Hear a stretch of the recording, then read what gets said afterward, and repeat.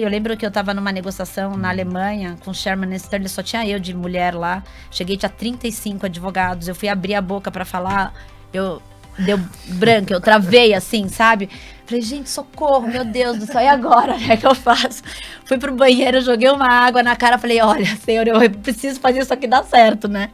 E foi até engraçado essa situação que eles falaram, eles só trouxeram uma mulher. Depois eles falaram, olha, a gente falou que você era só uma mulher, mas você não é só uma mulher, olha isso, Rosana. Você é um homem com big balls. Eu falei assim, eu vou considerar que isso é um elogio, né? Sejam bem-vindos ao YPOcast Líderes Extraordinários, uma plataforma dedicada à sua jornada de desenvolvimento pessoal e profissional. Conheça as histórias inspiradoras de diversos executivos e empreendedores. Esta iniciativa é uma colaboração do YPO Brasil e da Exame. Assista agora mais um episódio e acesse nosso site. Bem-vindo a mais um YPOcast, o podcast do YPO Brasil. Hoje eu estou aqui com a minha amiga Rosana. Um prazer estar com você, Rosana. Nossa, Ventura, fazia tempo que a gente não estava junto, hein? Que Faz bom tempo. estar com você de novo. Prazer, meu. E hoje a gente tem uma ilustre convidada aqui, né? Ilustre e querida, para ambos. Querida, né? Exatamente. Ai, gente, que delícia estar aqui com vocês. Obrigada pelo convite, um prazer enorme. Muito bom estar aqui com vocês mesmo. Bom, Já ouviram a voz, agora quem é? É de Recife, né? Não, é de São Paulo. Ela é... Mas tem um sotaquezinho de Recife. Eu não sei porque eu acho que ela é de eu acho que Recife alguns sempre. anos lá, talvez. Bom, Nicole Matar, muito prazer. Olha, ótimo ter você aqui. Além da gente se encontrar em todos os eventos sociais e empresariais, é bom te ter aqui também com a gente no YPOcast. Obrigada, Rob. A Nicole ela é acelerada, não só na vida empresarial, né? O que ela faz de negócio, de atividade, de turnaround, o currículo dela, que a gente está tentando resumir aqui. Né, Rosana, ou fica muito resumido ou fica muito longo. Né? Apresenta ela, por favor. A Nicole ela é uma executiva e conselheira de grandes empresas com uma experiência super sólida em transformação organizacional. Ela atuou como CEO e executiva, liderando processos de reestruturação financeira, reposicionamento estratégico e turnaround. O último deles feito com a Estaleiro Atlântico Sul, no qual ela não só fez toda a parte de recuperação judicial, renegociação de dívida, até a venda da companhia, com a companhia em outro patamar, né? Ela tem formação jurídica e conhece profundamente os setores industriais e de infraestrutura e hoje também atua como consultora de empresas de controle familiar, trazendo toda a questão de processos de crescimento, sucessão e governança, além de também atuar como conselheira e ela é presidente do conselho da BRM Fundições. Então... Bem-vinda, Nick. É um prazer enorme estar aqui com você hoje. Eu não vou continuar lendo todo o currículo dela, senão a gente dá um super spoiler no que a gente quer que ela conte, né? Obrigada, Rô. Obrigada, Ventura. Bom, eu, pelo jeito, atropelei, né? Então, agora era a hora de eu falar que é um prazer estar aqui com vocês. E, realmente, é um prazer enorme. Obrigada pelo convite. Não, o prazer é nosso. Então, já que eu dei uma resumida no currículo, Nick, se você quiser começar contando um pouco da sua trajetória de nascida em São Paulo e tendo que se mudar com a família lá para Recife, assim, como foi do começo até agora, né? Bom, vamos lá, então, né? Vou tentar falar rapidamente, porque a minha trajetória, na verdade, ela não é uma trajetória muito padrão, né? Então, eu me formei em Direito, trabalhei muito tempo em escritório de advocacia, e aí, a partir de um determinado momento, comecei a me apaixonar pelo mundo corporativo, e eu comecei a migrar aos poucos. Então, eu primeiro comecei como... diretora jurídica, aí mesmo como diretora jurídica comecei a alçar algumas posições um pouco mais de gestão, virei diretora de projetos, aí depois passei um tempo fora, onde eu voltei, realmente trabalhei, tive uma experiência em um escritório lá fora, e depois voltei como diretora jurídica do Estaleiro Atlântico Sul, como parte do time de turnaround, para fazer a reestruturação, mas não era uma reestruturação financeira na época, era uma reestruturação operacional. E no meio disso, tivemos que enfrentar a crise e eu acabei assumindo como CEO para fazer aí sim a reestruturação financeira, estratégica e o revocacionamento dos ativos, né? Então, esse é um longo resumo da minha trajetória profissional como executiva. Em março do ano passado, eu decidi deixar o Atlântico Sul com muito peso no coração, porque realmente foi um case que, para mim, foi muito bem sucedido, eu acho que para todos, né? A gente conseguiu revocacionar os ativos, vender parte da empresa, conseguimos fazer a empresa voltar a operar, então eu assumi como CEO uma empresa de 20 pessoas e entreguei uma empresa de 1.000 com geração de caixa, pagamento antecipado dos seus credores e com uma outra perspectiva de negócio. Tive a oportunidade de trabalhar com um time fantástico, que eu guardo com muito carinho no meu coração, sempre falo deles em todos os podcasts. E aí decidi entrar como... Eu já tinha 2 conselhos na época, aí eu decidi entrar também no conselho da BRM e também começar a trabalhar mais a minha carreira como conselheira, né? No meio disso, acabou aparecendo a oportunidade de participar de alguns projetos como consultora. E foi engraçado porque eu nunca falei, eu vou ser consultora, né? Aconteceu. E eu descobri que realmente eu amo trabalhar com empresas familiares, eu adoro trabalhar com transformação de empresas, né? Então, hoje eu tenho a possibilidade de continuar, de alguma forma, dentro do mundo corporativo, trabalhando para outras organizações, como conselheira, como consultora, e além também de trabalhar a empresa, que é uma empresa que foi também reestruturada pelo meu pai, que é uma empresa que também passou por um processo de reestruturação, aprendi muito com esse case, essa é da função, né? Exatamente, que hoje eu participo também do conselho. Então, tá uma trajetória um pouco diferente do que seria uma trajetória padrão de advogado, né? Resumiu a vida toda profissional, mas vamos voltar lá ao comecinho dela, onde você nasceu, que você estava falando aqui numa festa, né, Nicole? Eu quero voltar um pouquinho e você foi para o direito. E depois você foi para a empresa, que é um caminho totalmente inusitado para a profissão do direito, né? Geralmente o pessoal de direito dificilmente alcança a função de executivo na empresa, né? Ele está sempre em volta no suporte, mas não um CEO. Você queria fazer administração, fez economia, fez gestão. Qual que é a paixão que você entrou para o direito? Por que você escolheu? E como é que foi esse início aí da faculdade? Vamos voltar um pouquinho. Bom, na verdade, eu queria ser publicitária. Ela vai indo de um lado para o outro. Esse é o que eu queria ser. Eu queria ser publicitária. E eu decidi ser advogada quase por né, assim, de uma forma compulsória, né? Porque o meu avô era um cara que eu admirava muito, mas muito mesmo. Então, a figura dele era muito importante para mim, né? Como sempre foi, até o falecimento dele. Hoje, o meu pai também, ele continua tendo essa figura para mim, né? Então, cresci... fui a primeira filha, a primeira neta, a primeira bisneta de uma família, né, de empresários e que, de uma forma ou de outra, naturalmente estavam esperando um herdeiro, né? E nasceu eu, mulher, né? Mas não sei se foi uma frustração para todos naquele momento, mas acho que no final todo mundo se conformou bem e gostou da ideia. Mas, de uma forma ou de outra, todo mundo sempre com spotlight em cima de mim, esperando para ver o que eu ia fazer, o que eu não ia fazer, se eu ia seguir. E aí eu falei que eu ia ser publicitária. Eu lembro do meu avô falando pra mim, assim, mas você não vai ser uma boa publicitária. E eu falei, mas por que você acha isso? E a gente estava indo numa fazenda que a gente, na época, tinha lá em Rio Verde. Ele falou, você tá vendo aquele carro lá em cima da montanha? Eu falei, tô. Então, você tem 10 segundos para fazer uma propaganda com ele. 10, 9, 8, 7, 6, 5, 4, 3, 2, 1. Mas você não vai ser boa publicitária, minha filha. É melhor pra você ser advogada. E é engraçado falar que foi assim. Foi mesmo, eu não tô brincando, né? Assim, eu acho... parece piada, mas não é. Porque eu vi que pra ele, pro meu avô, não tinha uma outra alternativa, né? Então, ele queria que eu fosse aquilo. E eu falei, tá bom, então eu vou ser advogada. E aí, eu comecei a fazer o direito. Entrei super cedo, com 17 anos.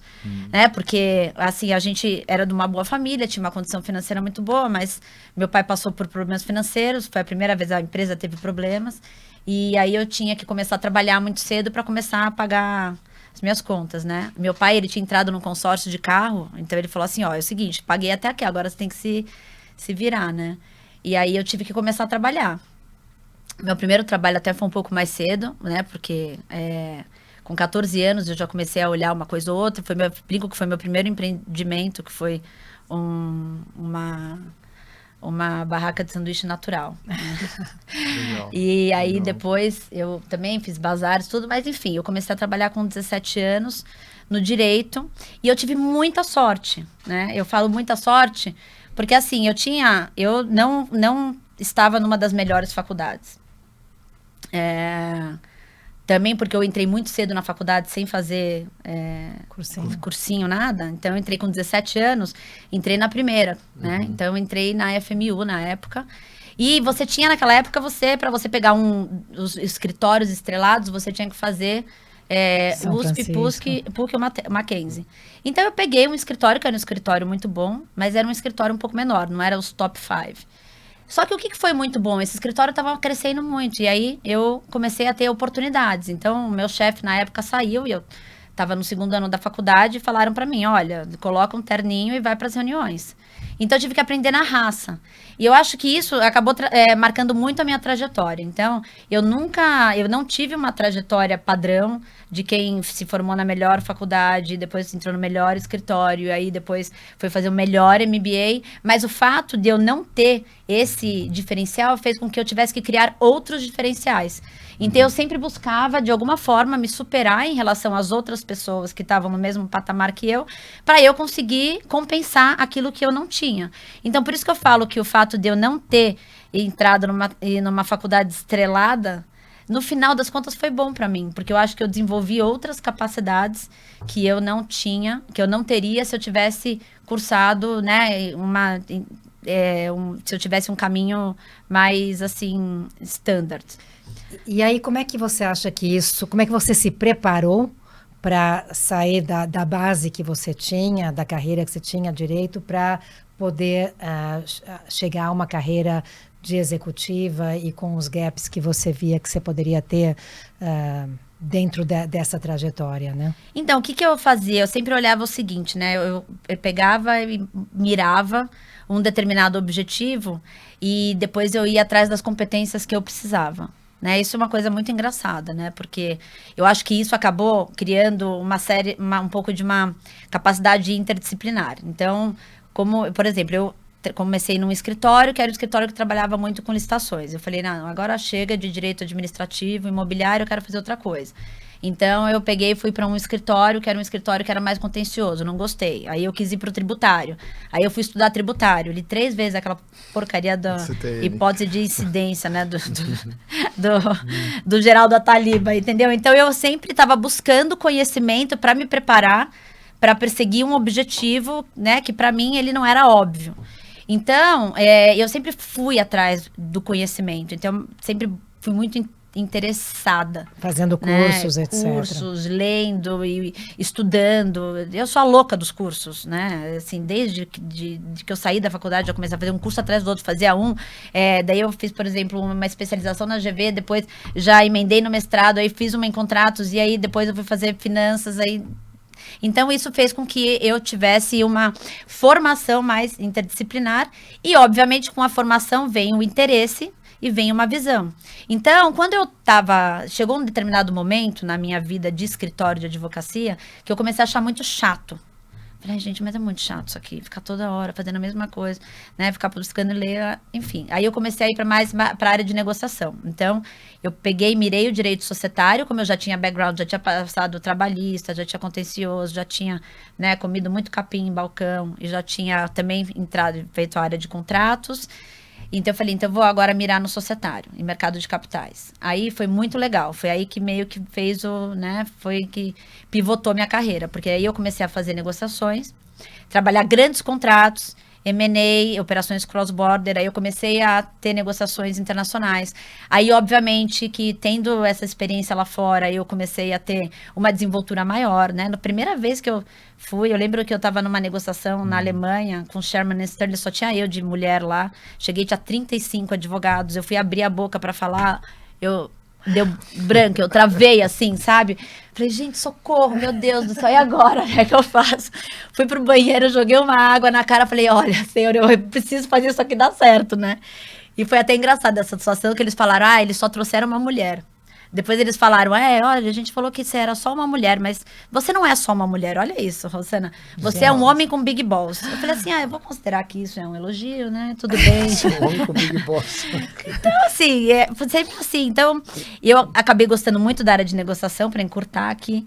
E da negociação, para você ser um bom negociador, você precisa entender do business. Aí eu comecei a me inteirar pelo business, eu comecei a aprofundar no business.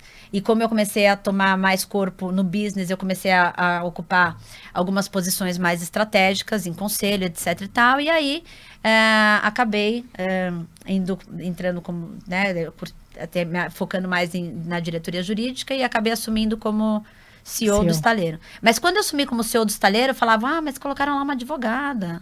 Mas você já tinha feito curso de finanças? Já tinha feito tudo, mas trabalhado na parte de reestruturação jurídica e financeira, que você acaba tendo que ir para uma RJ, né? Que você acaba tendo que trabalhar.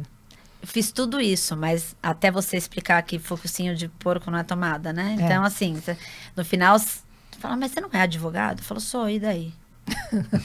Também, E né? você é o quê? Economista? Não, é que nem engenheiro, né? Também, né? Eu acho que isso está mudando um pouco essa perspectiva, né? Cada vez mais advogados a gente vê em posições também gerenciais. Qual é o problema? Mas eu tive boas escolas, né? Então, quando eu era diretora jurídica, o CEO do estaleiro, ele já me deixava como CEO interina. Eu fui diretora de projetos, fiz alguns roadshows, por exemplo, apresentando a empresa. Claro que eu tive que ir moldando um pouco, né, o meu perfil. Então, eu lembro que a primeira vez que eu fiz um roadshow, a gente estava com a Jefferies e ele chegou para mim e falou assim, né, o nosso advisor, falou assim, você está falando muito como advogada. Você tem que falar mais como, né, você está apresentando business. Eu falei, mas eu sou advogada. Ele, mas nesse momento esqueça, por favor. Não, e é o que eu falo sempre, quando você atua em conselhos, as pessoas em geral perguntam, é melhor ser especialista ou generalista?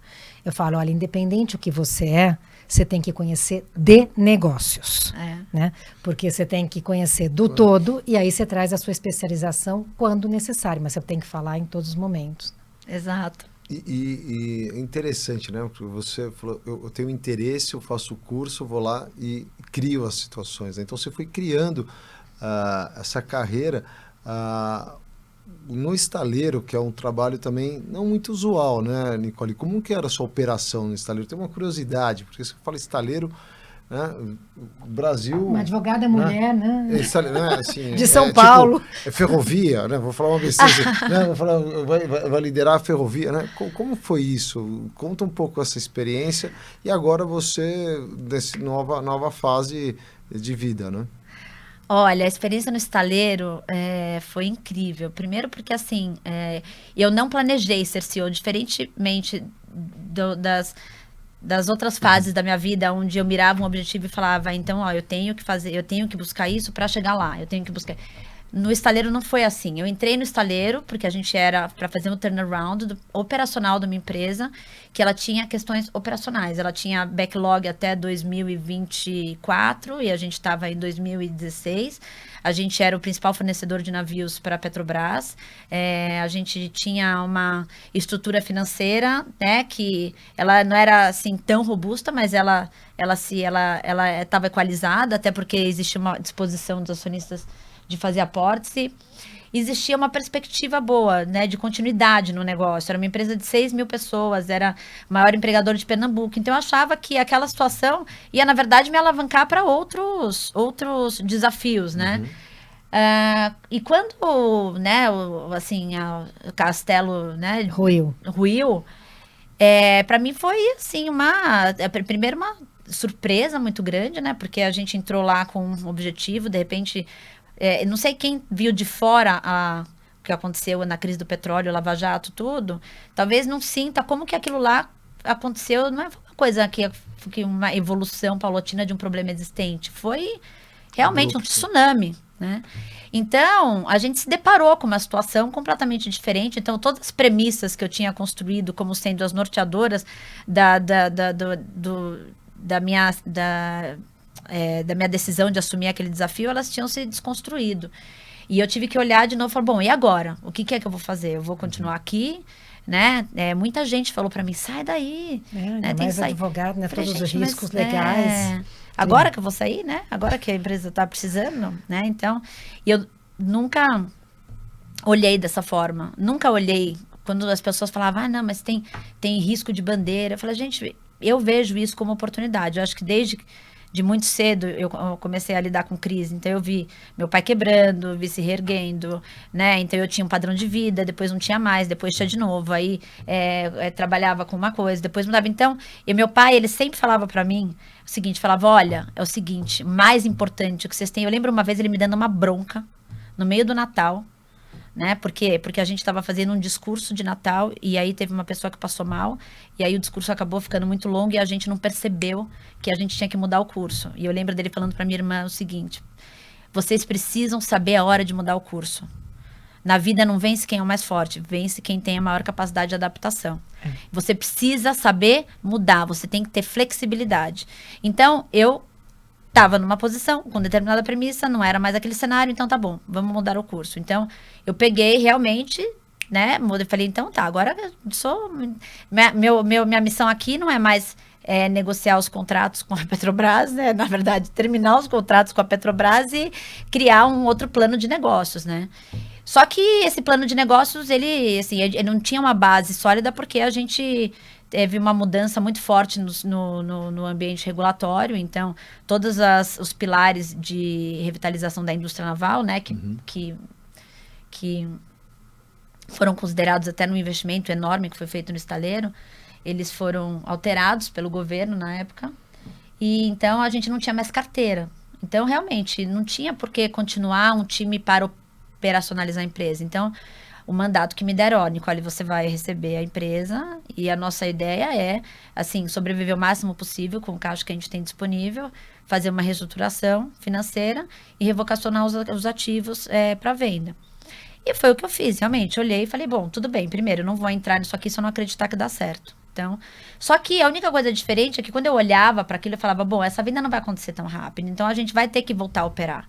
E aí que entrava a questão das suas crenças limitantes. Putz, mas eu sou uma advogada, o que eu entendo de indústria naval? E aí eu descobri que, na verdade, eu acho que o maior poder de um CEO é o seu poder de mobilização. Com certeza. E foi o que eu fiz. Eu peguei e falei, então tá, o que eu preciso? Primeiro, eu preciso mobilizar essa equipe que tem inteligência a ficar. O que eu vou dar para eles? Perspectiva de negócio? Tem. Perspectiva de carreira também não. Então, eu preciso dar propósito. Então, eu falei, a gente já foi o maior empregador de Pernambuco. Hoje, a gente só tem 20 pessoas. A gente está voltando para as nossas origens. Ou a gente vai ser o time que vai voltar a operar o estaleiro, ou a gente vai ser o time que a gente vai fechar. O que vocês querem ser? Vamos tentar? Então, pronto. Time, check. Aí, eu precisava trazer mais gente de fora que tivesse skills complementares ao do meu time para começar novos negócios. E foi o que a gente fez. E isso foi o mais difícil, porque é muito fácil você trazer gente boa quando você tem dinheiro. Né? Difícil é você trazer gente boa só quando você tem ideias. E aí foi quando eu me descobri que eu acho que as ideias que eu tinha, elas não eram tão ruins. Elas motivavam. Porque de alguma forma a gente conseguiu trazer gente muito boa. E aí, Vitor, o que foi que a gente fez? Você perguntou sobre o negócio do estaleiro. O estaleiro, ele construía navio. A gente mudou o perfil, ele passou a ser um estaleiro de reparos navais. Aí a gente conseguiu convencer os clientes no meio da RJ de que eles podiam confiar na gente para fazer algo que a gente nunca tinha feito, que era reparo de embarcações. E a gente virou um dos principais reparadores navais do Brasil, foi super bem sucedido. Em paralelo, a gente conseguiu concluir a RJ, né? Conseguimos reperfilar a dívida e também conseguimos vender uma parte, porque daí eu fiz o revocacionamento, foi quando eu peguei e entrei muito na área de infraestrutura, então a gente fez um projeto para desenvolver um terminal de containers lá e vendemos para a Maersk. Então, além disso, entregamos um terminal de containers super eficiente lá para a região. Então, no final das contas, todo mundo ficou muito feliz e eu entreguei, falei, cumpri da missão, deixa eu partir para a próxima. Excelente, Nick. Aí tem 2 temas que você tocou que eu gostaria de aprofundar. E eu vou falar os 2, depois a gente vai aprofundar cada um. O primeiro, você falou de crise. Adoro crises. Né? E o segundo, você falou de liderança. Então, vamos começar com crises. Né? Assim, quais foram as crises que você passou ao longo da sua trajetória pessoal e profissional, né? E o que elas te ensinaram? Porque o melhor da crise é isso. Dizem que o ferro só se forja com fogo, né? E eu acho que a gente também. Todo ser humano precisa de uma boa crise para poder se desenvolver e crescer, né? Então, Me conta um pouco das tuas. Eu realmente acho... as pessoas acham muito estranho quando eu falo, né, que eu gosto de crise.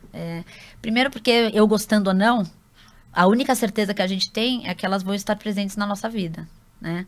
Eu até falo pro meu marido... Quando é a próxima, vocês conhecem, eu falo para ele, olha, graças a Deus tá tudo muito bem agora, né? Mas vamos usar esse momento que a gente tá para se fortalecer, porque vai vir uma hora, né? Porque na vida é assim. A vida você tem altos e baixos, né? A felicidade, para mim, ela é um estado de espírito, porque ela não pode estar 100% vinculada à sua confiança. Isso não significa você ser uma pessoa alienada. Não, porque não, você vai ficar triste, você vai acordar mal, você vai acordar bem. Tem uma perninha que está quebrada na situação. Mas, no final das contas, eu gosto muito de sempre olhar o lado cheio do copo, né? Então, eu falei, se eu voltasse atrás na vida, o que eu faria diferente? Teria feito uma outra faculdade? Teria. Mas o fato é que não ter feito a faculdade que eu queria me levou para outras oportunidades. Então, eu sempre penso muito assim, em tudo, né? O meu livro de arrependimentos, ele não tem... ele é um livro quase que vazio. Eu tenho poucos arrependimentos na minha vida. E eu comecei a conhecer o que era crise muito cedo, porque, como eu disse para vocês, a gente, com 14 anos, a gente era numa família, né, de empresários, e a empresa da família teve um problema e realmente, assim, do dia para a noite, a gente teve que mudar radicalmente o nosso padrão, né? E aí, para eu continuar, né, mantendo o mesmo ciclo de amizades, eu precisava fazer dinheiro, porque, assim, meu pai, ele nunca deixou faltar nada pra gente, né? Isso eu não posso reclamar. Mas, assim, o luxo, né, as saídas do adolescente, as viagens, tudo aquilo, eu ia ter que correr atrás. Então, eu comecei a trabalhar em loja, na Casa Cor, né, que minha mãe, ela era designer de interiores, então eu comecei a trabalhar lá e comecei a gostar de ter o meu dinheiro. Daí na Casa Cor foi quando eu desenvolvi meu primeiro empreendimento, que foi uma sanduíche natural, né, que eu percebi e falei, essas meninas aqui, tudo esbeltas e gostam de estão comendo hot dog, então vamos fazer um sanduíche natural. Daí eu vi que deu certo. Aí eu peguei depois e falei, poxa, esse negócio de ser empreendedora até que é uma boa, né? Aí fazia mais uma coisinha aqui, outra lá, vendia roupa. Mas era engraçado, assim, eu não conhecia nada de finanças, né? Então, eu dividia o faturamento e não o lucro. Então, no final eu devia ter pedido, como é que fala? Consultoria, né? Para vocês, ou para o meu pai na época, mas eu não pedi. Então, meus empreendimentos foram muito bem sucedidos. Mas eu sempre gostei, assim, começar a trabalhar cedo. E aí, entrei cedo na faculdade. Só que eu era uma adolescente que não era eu andava com, com a turma das populares, mas eu não tinha as características de uma menina popular. Então, eu era mais gordinha, tinha espinhas, então até o pessoal às vezes me chamava de Ferreiro Rocher. Então, eu sofri bullying quando eu era mais nova. Mas você quer saber que no fundo também foi bom? Porque o fato de eu não ter tido uma adolescência tão atrativa fez com que eu focasse em outras coisas. Então, realmente, assim, nos meus mini empreendimentos, em estudar, em trabalhar. E eu acho que isso foi quando eu vi. Falei, então é o seguinte, eu não vou deixar de ser gordinha do dia pra noite, não vou deixar de ter espinhas. E ela é magérrima. Entendeu? Hoje, né? E aí, então, eu preciso fazer. Então, assim, é o que temos. Então, vou pegar e vou trabalhar isso aqui. Então, eu começava a trabalhar em outras coisas, fazer cursos já desde cedo, né? Criava outros interesses. E eu descobri que trabalhar era algo que eu gostava muito. E trabalhar fez com que eu tivesse uma melhora muito grande na minha autoestima, que fez com que eu criasse uma saúde mental, né, muito melhor do que eu tinha antes, e fez com que a saúde mental, ela me levasse a criar hábitos melhores e mais saudáveis também do ponto de vista físico, que fez com que eu me transformasse. Então eu falo, é tudo um ciclo, uma coisa leva a outra, né? Uhum. E aí depois eu comecei a trabalhar, meu pai teve os seus problemas financeiros, eu saí, não trabalhei mais com ele entrou numa empresa que lidava com reestruturação de empresas como executivo, porque como a nossa empresa, né, tinha quebrado, ele entrou como executivo de outras empresas e começou a crescer e eu comecei a trabalhar no escritório que atendia esse grupo, né? Bom, aí, gente, foi uma crise atrás da outra, né? Porque era só pepino, um atrás da outra. E como eu era filha, e ele chegava para mim e falava, tem que dar certo. Ele não me deixava alternativa, entendeu? Porque assim, ó, e você é minha filha, você tá cuidando desse assunto. Eu sou executivo da empresa, tem que dar certo.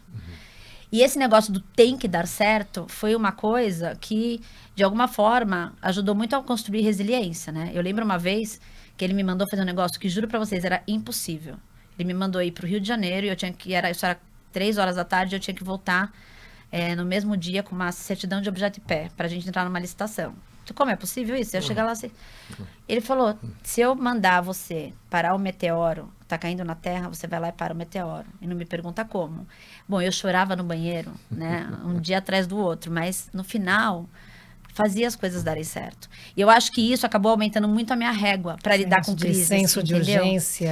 Senso de urgência, assim, não vou falar impossible is nothing, mas eu vou fazer grau dar certo, de impossibilidade, para mim, ele talvez eu tenha criado uma referência do impossível um pouco mais além, porque realmente as situações que eu passei, tanto na minha vida profissional como pessoal, elas não foram situações, assim, eu não vou falar nem fáceis, porque eu acho que todos nós temos histórias difíceis para contar em determinados momentos na nossa vida, mas foram histórias em que demandaram de mim muita superação. E então eu aprendi que a superação, ela faz parte do desenvolvimento humano, do meu desenvolvimento. Então, eu sempre me espero deparar com uma situação que seja maior do que eu. E que, de alguma forma, ela pareça ser grande demais. Mas eu acredito que a gente vai conseguir chegar lá. Não, e aí não é só a questão de senso de urgência, mas aquela questão de que puxar para você. É minha responsabilidade. Exato. Eu tenho que dar certo. Não é que tem. Eu tenho que fazer dar certo, né? Então, acho que isso é o que faz com que a gente realmente consiga puxar uma transformação. Vendo a Nicole, tem muita energia, né? Brilha história, né? Queria ouvir os ensinamentos dela. Eu tenho 2 textos que ela fez recente, mas acho que deve ter muitos pensamentos, Nicole. Eu queria que você contasse um pouco para os nossos... Nossa, e aí você pode até amarrar com a questão de liderança, se for o caso. Mas pensar, nossa, realmente, eu tenho muitos pensamentos. Eu tenho uma forma de olhar a vida que às vezes parece muito romântica e às vezes pode até parecer muito fria, né? Mas assim, eu lido com a realidade da forma como ela é e eu tento transformar essa realidade na sua melhor versão. É isso que eu faço em tudo da minha vida. Então, nos momentos bons, que eles sejam melhores, nos momentos ruins, que eles sejam menos ruins, né? E eu nem sei explicar o porquê que eu penso dessa forma, mas eu acho que a incerteza, ela passou a ser uma coisa, ela era uma coisa tão presente na minha vida, nesses altos e baixos que eu tive, tanto no lado profissional como pessoal, que eu aprendi a lidar com ela de uma forma inerente. Então, até escrevi outro dia um artigo aqui para exame sobre isso, né? Falei, apaixone-se pela incerteza, né? Então, eu aplico isso muito assim, como líder. Então, assim, isso eu acho que vou tentar tangibilizar um pouco, né? Para não ficar tanto no etéreo. Então, a primeira coisa que eu acho importante como líder é você criar resiliência, que eu adoro aquela palavra, né? Na verdade, inspirada no livro do Nassim Taleb, que é antifragilidade. Antifragilidade é diferente de robustez. Então, você ser uma pessoa, você ser capaz de se adaptar aos problemas. Para você ser capaz de se adaptar, você precisa ter uma base que ela não seja rígida, mas ela seja forte. E como que eu acho que você trabalha uma base forte? Através das pessoas. Então, por exemplo, um casamento fragilizado não aguenta uma crise financeira. Um casamento forte sai mais forte depois de uma crise financeira e juntos ajuda na superação. Um time fragilizado não aguenta uma situação de crise. Um time forte, ele se une ainda mais e faz as coisas acontecerem. Então, por isso que eu acredito que pessoas são o principal ativo de qualquer negócio, porque você precisa criar uma base forte para enfrentar o que vem pela frente. Seja o bom, seja o ruim, né? Segundo, que eu acho que você só cria essa base forte quando você tem muita humildade e capacidade de escuta. E isso foi muito fácil eu desenvolver porque eu não tinha opção de não ser humilde, porque o meu conhecimento para os desafios que eu enfrentava, ele começava sempre muito aquém daquilo que era necessário, pelo menos na minha visão. Então eu tinha que ser humilde para adquirir mais conhecimento das outras pessoas, para estar compartilhando com os outros, né? Para motivar. Por que você, Ventura, você vai dividir comigo o seu conhecimento? Senão porque você me vê não como uma pessoa interesseira, mas uma pessoa interessada, né? Mesma coisa, você errou. Por quê? Você vai dividir comigo. As pessoas gostam de se sentir valorizadas, né? E a humildade, ela traz isso, muito diferente do que a prepotência. E uma outra coisa que eu acho que tangibiliza muito isso, eu sempre procurei, não, né? Isso eu faço muito como conselheira, fiz como executiva e faço como conselheira. Eu acho que a palavra-chave, a palavra de ordem hoje, no mundo que a gente vive, com essa incerteza, é diversificação. Eu acho muito perigoso você, dentro dos seus negócios, você adotar uma única rota. Porque é o seguinte, não tem nenhuma tecnologia que se garanta para sempre, não tem nenhuma economia que se garanta para sempre. Não tem nada hoje que você olhe como eterno. Então, eu acho, né, minha visão, que você, mesmo que você tenha um negócio sólido, né, e que esteja indo muito bem, que é sempre importante você trabalhar, né, e aí a gente entra nos horizontes da inovação, né, você trabalhar também outros mercados, outras linhas de negócio, para que você esteja pronto no momento em que essa sua base, o seu core, de alguma forma, ele for afetado por alguma circunstância externa, porque a chance disso acontecer hoje em dia é muito grande. Então, assim, como preparar as nossas organizações para essa incerteza? Trabalhando as pessoas, né, com humildade e com uma boa estratégia de diversificação de negócios. É interessante isso, porque eu até dou uma aula sobre estratégia, né? Em que eu costumo dizer que a grande transformação que ocorreu em mim durante a pandemia, e que foi parte também da transição entre executivo e conselheiro, é que antes da pandemia eu acreditava nas palavras assertividade e resiliência, né? E que depois da pandemia eu deixei a assertividade para flexibilidade, abrir caminhos estratégicos e a resiliência por maleabilidade. Então, com outras palavras, a gente está falando muito isso. Num mundo em constante transformação, quanto mais maleável, flexível você for, mais você é capaz de se adaptar, né? Então, acho que a assertividade e a resiliência, que é voltar à forma original, à rigidez, né? Isso faz com que a gente se prenda mais ao que foi do que ao que pode ser. Sem dúvida, eu concordo 100% com você, Rô. Eu até falei outro dia, eu fui convidada para dar uma palestra sobre governança, né? E a gente estava falando muito sobre governança, estrutura de governança, sobre questão de, né, processo decisório, etc. E aí eu estava falando como é engraçado que você como executivo, né? A gente como executivo. Então você sempre aprende a lidar com cenários, né? Você chega lá, 3 cenários. Mas você cenário base, cenário otimista e cenário pessimista. Aí você apresenta aquilo, aí vocês que são empreendedores, né? Ventura, você que é um empreendedor. Sua tomada de decisão, se for só em cima do cenário, você está perdido, né? Porque a única coisa que você sabe é que a chance daquele cenário acontecer, ela, assim, é bem menor do que o seu executivo te apresentou. Então, eu acho muito legal, quando a gente lida com empresas familiares, você enxerga isso. Porque você procurar tomar a decisão só em cima de cenários, né? Isso com certeza vai te levar assim, não digo pro pior caminho, mas vai te fazer abrir mão de muitas oportunidades, né? A gente precisa saber lidar e fazer. Eu acho que hoje a sua capacidade de lidar com o risco e avaliar o risco, de verdade, eu acho mais importante do que o nível de assertividade que você empreende nas suas recomendações. É isso mesmo. Faz sentido para vocês? Não, Total. O mundo está muito rápido e alterando, mudando muito rápido, né? Tanto o fator econômico, tecnológico e as relações humanas também, né? Porque hoje você tem a mente humana está muito desafiada, né? Os relacionamentos estão muito desafiados, né? O jeito de trabalhar, o way of working, né? O home office, o online, o presencial, está tudo misturado, né? Então é uma transição forte que a gente tá. Mas, Nicole, conta um pouquinho, você fala muito do seu pai, né? Falo. Assim, né? Porque ele foi duro com você, mas foi, né?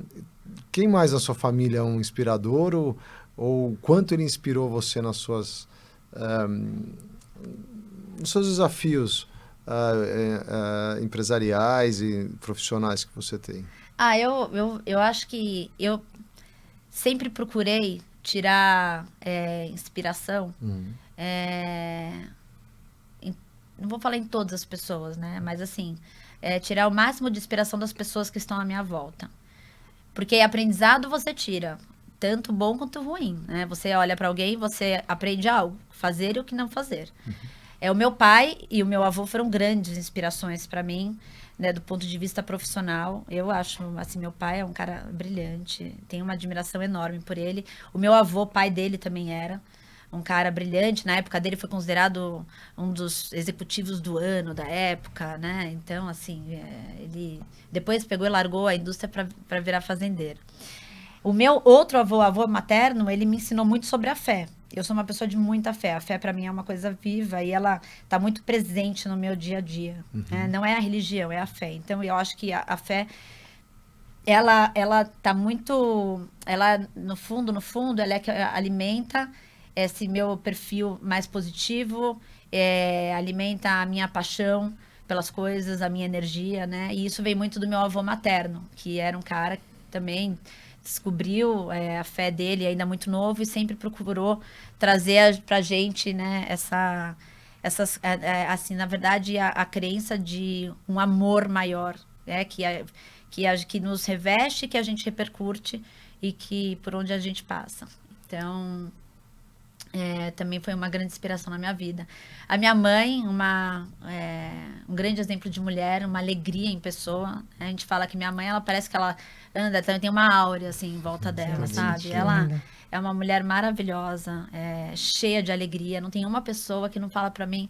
Ela foi no SXSW comigo, Rô, logo depois que... Eu a conheci. Você conheceu? Se conheci, ela estava com a Joyce. Então, com a Cris Airosa. Com a Cris Airosa, eu lembro dela. Mas a gente, assim, por exemplo, meu padrasto tinha falecido fazia, acho que mais ou menos 1 ano. Eu peguei e falei pra minha mãe, é o seguinte, você não tem permissão pra deprimir, entendeu? Você não tem, porque se você deprimir, eu vou deprimir, se eu deprimir, meu filho deprime, meu marido deprime, todo mundo deprime, então é o seguinte, você vai ter que se virar. Aí ela, tá bom, então assim, a gente sempre teve essa coisa, sabe? Que vai falar, poxa, mas isso é uma forma alienada? Não é alienada. Dá a volta por cima. Temos que dar a volta por cima, e não é verdade. Se eu deprimir, vai todo mundo deprimir em casa? Não dá tempo. Eu não tenho permissão pra ficar deprimida. E aí eu levei ela no SXSW, e aí todo mundo falava, gente, mas a sua mãe é uma mulher maravilhosa. Eu falei, ela é mesmo, né? O Fabiano que brinca comigo, fala, sua mãe Ele falou outro dia, o que foi que ele falou? Falei assim, mas sua mãe, ela é maravilhosa, né? Se eu não fosse casado, eu casava com ela. Eu falei, que é isso, menino? Tá louco. Fabiano e suas piadas, né? Fabiano é marido. O Fabiano é meu marido. Mas, assim, a gente tem uma família, assim, com muito amor, né? A minha irmã, pra mim, é uma inspiração, porque ela também teve uma trajetória muito diferente do padrão. Então, ela fez faculdade de moda, depois ela foi estudar fora, e ela empreendeu 2 vezes, não deu certo, aí ela virou... Ela por um tempo, resolveu ser chefe de cozinha, aí resolveu que gostava de cozinhar só para ela, mas não para os outros, e aí começou a dar consultoria na parte de vendas e virou agora diretora comercial da NV, e eu acho ela fantástica. Nossa, então, assim, as pessoas São da minha várias família, pessoas. você vê como essa questão da adaptabilidade sempre teve muito presente, né? Agora, pessoas que passaram pela minha vida, né? Tem inúmeras pessoas que me inspiraram e que eu falo, o meu primeiro chefe, o meu segundo, o CEO do estaleiro, que inclusive hoje trabalha comigo em outras coisas, né? Os meus amigos, o IPO para mim é uma fonte de inspiração. Você começou hoje contando, né, que a gente se encontra em tudo quanto é canto. Porque eu sou arroz de festa mesmo, né? Porque no final das contas é o seguinte, para cada pessoa que eu conheço, cada relacionamento que que eu desenvolvo, eu sempre tiro algum aprendizado. E no IPO, você tem uma fonte tão rica de aprendizado, né? Às vezes você sai assim, você vai numa festa, qualquer evento, você sai de lá e fala assim, uau, que história, né? As relações são profundas. São profundas, são interessadas, mas não interesseiras, né? Que eu adoro isso, porque existe uma diferença muito grande, né? Entre uma coisa e outra, e de pessoas, assim, muito ricas e relacionamentos que eu sinto de verdade muito genuínos, né? Então, eu adoro o IPO também por ser, para mim, uma fonte tão grande de inspiração em diversas formas diferentes, né? Nick, e agora para a gente ir fechando, tem uma pergunta que eu adoro e faz tempo que a gente não usa, Ventura. O que você aprendeu no trabalho que você levou para a família e o que você aprendeu na família que você levou para o trabalho? Nossa, que pergunta boa, hein? Essa é o tipo que a gente vocês deixou tinham de que ter usar. mandado antes dessa para eu pensar, né? Tinha nossas últimas perguntas, as 5, lembra? Era muito legal. O que eu aprendi no trabalho que eu levei para a família? Da família para o trabalho, Da até família, que você comentou. Então, vamos começar da família para o trabalho, né? A minha fé. Olha, tem gente que não vai gostar do que eu vou falar, tem gente que vai aceitar bem, tem gente que fala que não é para falar sobre essas coisas do ponto de vista profissional, mas eu falo e repito, a minha fé é um grande diferencial. Sem a minha fé, eu não teria feito o que eu fiz, eu não conseguiria fazer. Porque eu tive meus momentos em que eu ajoelhei no chão e chorei, teve uns momentos... Eu lembro uma vez que eu fui fazer um projeto nos Estados Unidos e eu cheguei lá e vi aquele bando de advogado e só eu sozinha. E eu nem meu inglês era muito bom na época. E eu lembro que eu peguei, me tranquei no banheiro e ajoelhei no chão e falei assim, meu Deus, pelo amor de Deus, o que eu vou fazer aqui, né? Para enfrentar tudo isso. Então, assim, vários momentos eu recorri à minha fé. Quando eu entrei no estaleiro e vi aquilo, né? O desafio que a gente tinha pela frente, eu falava assim, né? Falava, Deus, pelo amor de Deus, né? Eu não sou merecedora, mas houve a oração de todo esse pessoal aqui, porque eles precisam muito que isso dê certo, né? Então, para mim, a minha fé foi uma coisa que eu carreguei da minha vida pessoal. Eu acho que fé, ela é vital e a gente pode considerar espiritual ou não. No ambiente empresarial, a gente transforma isso como crença, né? Sim. A crença é fundamental para a credibilidade e para a motivação, sem dúvida alguma. E eu acho que se a gente quiser tangibilizar, né, e falar assim, para não ficar tanto no etéreo, a fé, ela ajuda muito na formação dos seus valores, né? Então é o seguinte, você tá lá para fazer o quê? Eu sempre falo, para mim, né, eu tenho meu mantra é fazer o que é bom, o que é correto e o que é verdadeiro. Então eu procuro ser verdadeira em tudo que eu faço na minha vida. E isso eu acho que de uma forma ou de outra se traduz como valores, né? E acaba se refletindo na sua liderança. E o que eu trouxe do trabalho para a minha vida pessoal é resiliência, eu acredito, né? Então, assim, eu em casa, às vezes, minha filha fala, ai, mãe, você vai falar para mim que é drama. Eu falo, não, eu não vou falar que é drama. Eu vou falar para você, nós temos um problema, temos, ok. Eu não vou julgar se o seu problema é grande ou pequeno, porque você é uma adolescente, eu sou uma adulta. Então, as nossas referências são diferentes. Só que os problemas são feitos para a gente resolver. E aí, qual que é o próximo? Qual é o próximo passo? Então, não vamos falar do que causou... Vamos resolver o problema. Então, eu acho que talvez até um excesso de pragmatismo em solução de problema, que às vezes meus familiares até reclamam um pouco, né? Uhum. Mas eu trouxe isso para casa, um pouco de pragmatismo demais para resolução de problemas. Fantástico. Bom, dá para ficar falando horas aqui. Quero saber do Fabiano agora. Então, da família próxima, marido e filhos. A gente tem que trazer o partner aqui, ele também ele é enérgico, assim, igual você vê a paixão, né, da Nicole falando e ele, né? São duas pessoas apaixonadas, queridas, assim, pela vida, demais, né? Meu marido, ele é o máximo. E, aliás, ele é o que a gente brinca, a gente foi numa festa do IPO, né, a fantasia. E eu fui de mulher bomba. Uhum. E ele foi de bomb squad. Uhum. Que era justamente porque eu falo, você é o único que desata a bomba. Porque não pensa assim, né, que é o equilíbrio, não. Então, assim, ele é aquele cara com aquela leveza, aquela alegria dele, aquela versatilidade, é o que vai lá e desata a bomba. Aí ele é aonde eu desabo, né? Ele é meu porto seguro. É um querido. Mas olha, muito bom ter você aqui, Nicole. Eu acho que a gente tem mais perguntas aí, curiosidades, Rossana, dela. Me intriga muito essa passagem de advogada, né? Também advogada. Você fala com um advogado. Com Você também fez isso, né? Porque é o que eu passei nesse período, né? Assim, de transição de advogado para empresário, empreendedor, enfim. E, naturalmente, a gente tem esse rótulo, né? Advogado, né? Mas é nada mais que uma profissão, né? Colocam, viu? Acho que é muito mais coisa de você. Para mim, normal ser advogado e ser outra coisa. Eu não sei, mas não é meio médico. Se você é Mas médico, não é, eu tô com uma dor aqui que cura. Mas o mercado, eu acho que está mudando, mas o mercado era assim. O mercado via assim. Muito como via. que nas E hoje está mudando, sim. É que hoje, na verdade, as profissões são mais fluídas. Hoje a profissão é uma base e a carreira é outra coisa. Né? Mas você sabe que o Charles Migler é advogado, né? É. Quando eu vi que ele era advogado, eu falei, gente, se ele é advogado... Eu também posso ser. Também posso ser. Eu também. Se o Charles Migler é advogado, então eu posso ser Charles Migler. Brincadeira, gente, menos. Não, por que não? Só estudar e fazer. Tá lá.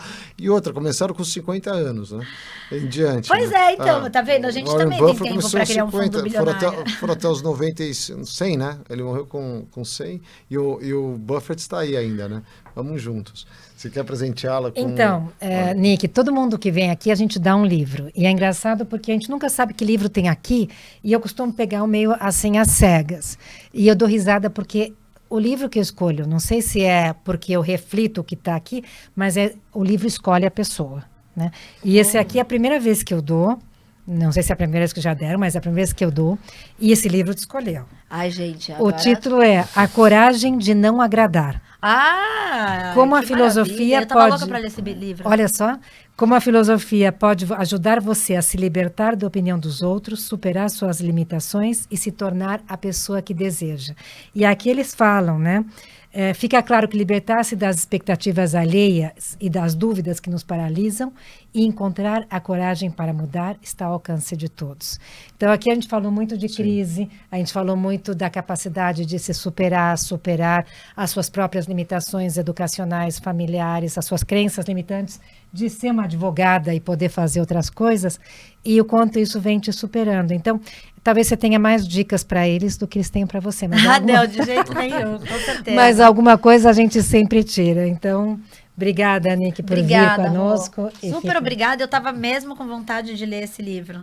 Você sabe que eu tô no grupo do IPO de livros, né? Uhum. E assim, a minha estante, ela tá crescendo, né? Cada vez mais. E você tá lendo? Porque eu tenho uma estante assim que não dá tempo. Assim, incrível como esse grupo me ajudou a desenvolver a leitura. Agora eu tô lendo um que eu tô amando. Que, gente, é um livro super antigo, chama Revolta de Atlas. Revolta de Atlas. Eu vi você comentando no grupo. Gente, pelo amor de Deus, o que é aquele livro? Eu tô Bom, depois que você terminar, você me presta? Caramba, dá pra fazer, vou jogar no ChatGPT para ter um sumário. É um clássico, né? É um clássico. Maravilhoso, mas engraçado como é atual, né? Falar muito de incerteza, gente. E quais foram os ensinamentos que você tirou desse livro, então, só para Eles falam muito sobre essa questão, né, a teoria da objetividade, né? A realidade como ela é. Mas o que eu acho mais engraçado é o seguinte, que no livro fala muito, você tem 2 grupos de pessoas, né? Que a gente fala muito dentro dos doers e dos takers. Sim. Né? Os doers, eles vão lá, eles fazem... Os executores, eles fazem acontecer, eles carregam o mundo nas costas. Por isso, como é Atlas. A analogia de Atlas. E os takers, que não são considerados como takers, né? No livro até chama porque os parasitas, enfim. Mas eles se amarram em ideais, né? Então, por exemplo, falar muito da coletividade, de o bem comum, etc e tal, para justificar ações que são justamente nocivas para aquela coletividade, etc e tal. Então, assim, não vou entrar muito em política aqui, mas o fato é que a gente vê isso muito presente, inclusive no mundo corporativo, né? Quando a gente vê, por exemplo, se fala muito do Greenwatch, etc e tal, a gente vê muito esses discursos vazios, entendeu? Buscando justificar atitudes que, no fundo, elas são conflitantes com aquilo que os ideais, eles aparentemente perseguem. Então, eu achei muito legal. E o legal do livro é que ele não te conta tudo. Você tem que ter os seus próprios insights. Então, no meio do livro, assim, ele não fala pra você, olha, é isso aqui, ó, isso tá levando a isso. Não, você tá o tempo todo pensando. Então, é muito legal. É engraçado porque eu adoro podcast. Eu tô ouvindo muito podcast. No último 2 semanas eu tô viciada no podcast Noites Gregas. Eu amo mitologia. E eu ouvi 2 episódios sobre Atlas. Um de Hércules, quando o Atlas tenta enganá-lo, passando o mundo para os ombros de Hércules, e outro de Perseu, quando ele mata a Medusa, ele transforma Atlas numa cadeia montanhosa que existe no norte da África. Olha né? só! Com a cabeça da Medusa. Sim. Então é engraçado como as histórias vão se cruzando, né? Então, em termos corporativos e filosóficos, o quanto a gente tem para aprender. Ah, sem dúvida, Rô. Obrigada por compartilhar, inclusive. Eu vou ver esse podcast. Ok, prazer, Rossana, tá aqui com você, Nicole. Chegamos ao nosso final aqui com um gostinho de quero mais, Não, né? e conhecendo a Nicole, o after vai ser tão animado quanto durante. E aí, onde é que a gente vai? Obrigada, Nick, por estar conosco hoje. Ah, foi uma delícia, gente. Espero que vocês tenham gostado. Não, isso quem vai dizer são os nossos ouvintes. Espero que vocês... O Ventura e eu já somos fãs. Espero que vocês tenham gostado, né? Sempre bom estar com vocês, né? Muito bom, muito Sempre bom mesmo. bom. Obrigada. Um beijo para todos. Para saber mais, acesse o portal exame.com e busque pelo menu do site pelo canal Líderes Extraordinários.